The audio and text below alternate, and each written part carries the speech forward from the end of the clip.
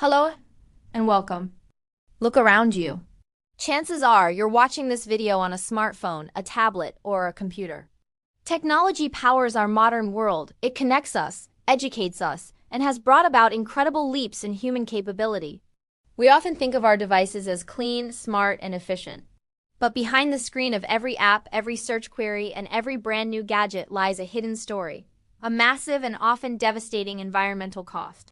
This video will pull back the curtain on the entire life cycle of our digital world, from the moment we dig up the raw materials, through the massive energy consumption of the cloud to the growing mountain of toxic electronic waste. It's a complex problem, but one we all need to understand. Before we dive in, we want to hear from you. Share your thoughts in the comments on what you believe is the single biggest environmental impact of the tech industry. The story of your device begins not in a clean lab, but deep underground. Every piece of technology, from a simple keyboard to a powerful graphics card, is built from a cocktail of over 60 elements from the periodic table. This includes common metals like copper and aluminum, but also precious metals like gold, silver, and palladium, and a group of crucial elements known as rare earth metals. These rare earths are essential for the color on your screen, the vibration in your phone, and the magnets in your speakers. The problem is the extraction process. Mining for these materials is one of the most destructive industrial activities on Earth. It leads to massive habitat destruction, soil erosion, and significant water pollution from the chemicals used to separate the valuable minerals from the rock. Consider the resource intensity of just one device. Studies have found that manufacturing a single 2-kilogram computer, for example, can require up to 800 kilograms of raw materials. That's more than the weight of a smart car. And a single smartphone can require over 12,000 liters of water when you factor in the entire supply chain, from mining to final assembly. The refining and manufacturing of microchips, batteries, and screens take place in highly specialized, energy-intensive factories. These facilities use vast amounts of fossil fuels, contributing significantly to the tech sector's overall carbon footprint long before a device ever reaches your hand. In fact, the manufacturing process alone is responsible for an estimated 47% of the total greenhouse gas emissions of the entire information and communication technology or ICT sector. We're consuming finite planetary resources at an alarming rate just to feed the relentless cycle of new product releases. Once your device is built, it enters the use phase, and the environmental cost shifts from material extraction to energy consumption. It's easy to think that digital activities leave no physical trace, but that couldn't be further from the truth.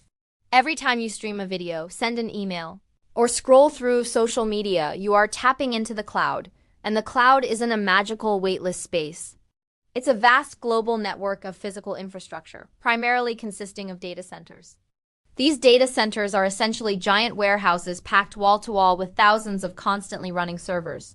They are the engine of the internet, and they have an insatiable appetite for power.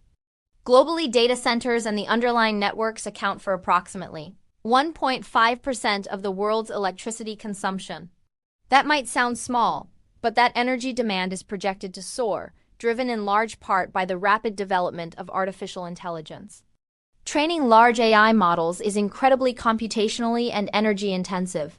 Some estimates suggest that the total energy use of data centers could more than double by 2030 in some tech-heavy regions. Data centers already consume electricity on par with or even more than entire countries. And here's the crucial part. In many places, the electricity used to power these centers still comes from fossil fuels. But the energy cost isn't just in the giant server farms. It's in our everyday digital habits too. Video streaming. Watching high-definition video accounts for a significant portion of global internet traffic. While the energy per hour of streaming is low, the sheer volume of global viewers means the total carbon impact is enormous, comparable to the annual emissions of a small country. Cryptocurrency. Energy-intensive cryptocurrencies like Bitcoin require specialized mining hardware to perform complex calculations, a process that consumes vast amounts of electricity, often rivaling the energy use of medium-sized nations. The Internet of Things, IoT. Every smart device in your home, your smart thermostat, your voice assistant, your smart TV is constantly communicating with servers, adding to the overall network load and energy demand. The takeaway is that our digital life has a very real, very physical carbon footprint. The faster we connect, the more we store, and the more we process, the more energy the planet has to provide. We've explored the beginning and the middle of a device's life, but the end is arguably the most toxic and least managed stage, e-waste. The average lifespan of a smartphone is now just a little over 2 years. This cycle of frequent replacement, often driven by aggressive marketing and subtle product design choices like non-removable batteries, is called planned obsolescence. It means we are constantly throwing away perfectly functional or easily repairable devices. The result is a rapidly escalating global crisis. In 2022, the world generated a staggering 62 million metric tons of electronic waste. That's an 82% increase since 2010. To put that in perspective, that volume is heavier than the Great Wall of China. And the forecast is grim. This number is expected to grow to 82 million tons by 2030. Worse still, the recycling infrastructure simply cannot keep up. According to the United Nations, only 22.3% of this e-waste was documented as being formally collected and recycled in 2022. The rest is either stockpiled in homes or often illegally shipped and dumped in developing countries. This creates a dual problem. First, it's a massive waste of valuable resources. E-waste contains recoverable materials, including significant amounts of gold, silver, copper, and platinum, worth billions of dollars. We are literally throwing away a new source of raw materials, often called urban mining, because we haven't created effective systems to recover it. Second, it's a profound health and environmental hazard. Electronics contain highly toxic substances like lead, mercury, and cadmium. When this waste is incinerated or left to rot in unmanaged landfills, these heavy metals leach into the soil and groundwater, contaminating food crops and drinking supplies. The communities, often children, who informally dismantle this waste to salvage scrap metal, are exposed to dangerous toxins, leading to severe health issues. This linear model of take, make, dispose is entirely incompatible with a sustainable future. The challenge is immense, but solutions are emerging. Moving forward, the tech industry and consumers must shift from a linear economy to a circular economy. There are 3 key areas for change. 1. Design for longevity. Companies must prioritize creating products that are durable, modular, and easy to repair.